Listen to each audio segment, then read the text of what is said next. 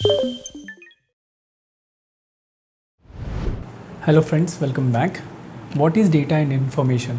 What is the difference between data and information?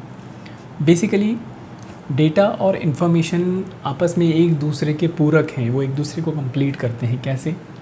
देखिए, data जो है वो कोई भी फैक्ट्स हो सकते हैं, कोई भी फिगर्स हो सकते हैं, कोई सिंबल हो सकता है, कोई नंबर हो सकता है, it can be any single unit. Okay, जैसे डेटा को आप रॉ मटेरियल कह सकते हैं। It is the raw unorganised facts and figures. Y?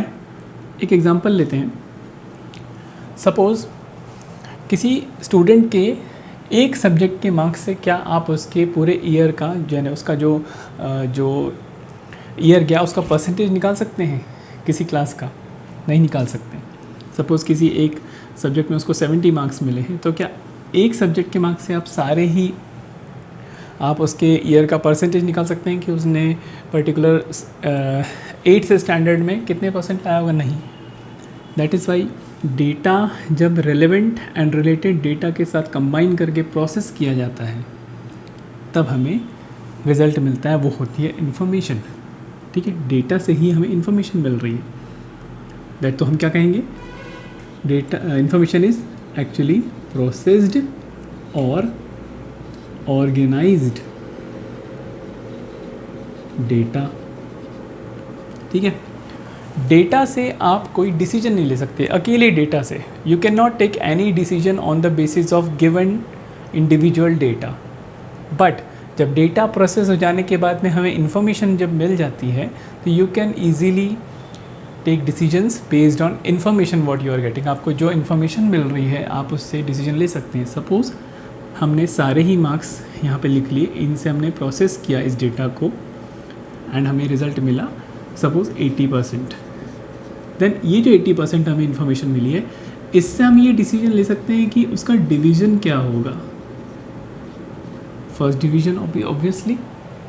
Okay, एक ऊपर आपको समझ में आया होगा कि डेटा जो है वो raw and unorganised facts and figures हैं जिनका अकेले अपने आप में कोई मोल नहीं है जब तक कि उनको प्रोसेस ना कर लिया जाए। वहीं इन्फॉर्मेशन की बात करें तो वो है प्रोसेस्ड और ऑर्गेनाइज्ड डेटा, यानी कि जब जो रॉ डेटा था जब हमने उसको प्रोसेस कर लिया रेलेवेंट एंड रिलेटेड डेटा के साथ। रेलेवेंट एंड रिलेटेड मैं बार बार बोल रहा हूँ, वो आपको याद रखना है। क्यों? क्योंकि जो सिस्टम है वो डेटा को प्रोसेस करने के लिए बनाया गया है।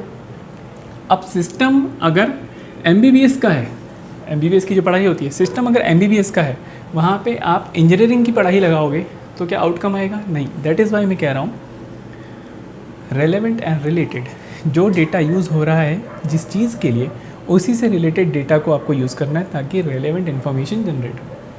ठीक है, डिज़ायर्ड इन्फॉर्मेशन जनरेट हो। तो ये हुआ एक एग्जांपल, इसको आप याद रखिएगा।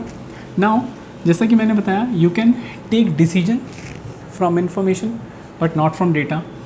डेटा से आप कोई डिसीजन नहीं ले सकते। तो एक पॉइंट और हो जाता है, यू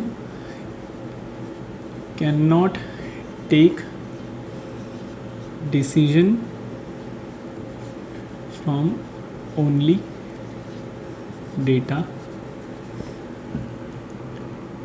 इसमें क्या होएगा? With the help of information decision making is possible. Okay, third होगा data individually has no meaning. And then here we'll have information